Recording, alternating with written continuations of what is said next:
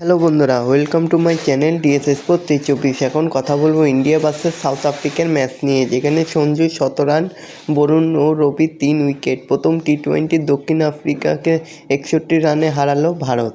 তো টি-20 বিশ্বকাপের ফাইনালের উত্তেজক ম্যাচে শেষ মুহূর্তেও দক্ষিণ আফ্রিকাকে হারিয়েছিল ভারত। টি-20 সিরিজের প্রথম ম্যাচেও সেই দক্ষিণ আফ্রিকাকে অনায়াসে হারিয়ে দিল ভারত।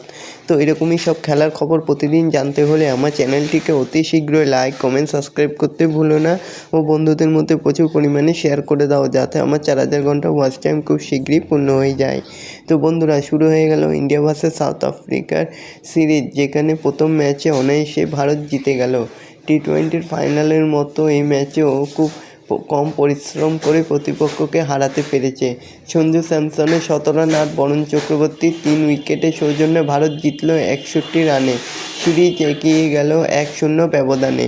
বিশ্বকাপের পরেই অবসর নিয়েছে রোহিত শর্মা ও বিরাট কোহলি, রবীন্দ্র জাদেজা। এই সিরিজে নেই জসপ্রীত বুমরাও, ফলে এখানকার ভারতীয় ক্রিকেটের দল পুরোপুরি নতুন তরুণ ক্রিকেটারের উপরে নির্ভর করে শুরু হয়েছে। উল্টো দিকে দক্ষিণ আফ্রিকার দলে বিশ্বকাপের খেলা 7 ক্রিকেটার ছিলেন, কিন্তু তরুণ ভারতের সামনে কার্যত আত্মসমর্পণ করলেন তারা। ব্যাটিং, বোলিং, ফিল্ডিং 3 বিভাগেই ভালোই খেলেছে ভারত।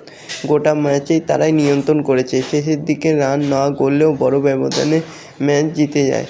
তো এরকমই সব খেলার খবর প্রতিনিয়ত জানতে হলে আমার চ্যানেলটিকে অতি শীঘ্রই লাইক, কমেন্ট, সাবস্ক্রাইব করতে ভুলো না ও বন্ধুদের মধ্যে প্রচুর পরিমাণে শেয়ার করে দাও, যাতে আমার 4000 ঘন্টা ওয়াচ টাইম খুব শীঘ্রই পূর্ণ হয়ে যায়। ধন্যবাদ সবাইকে।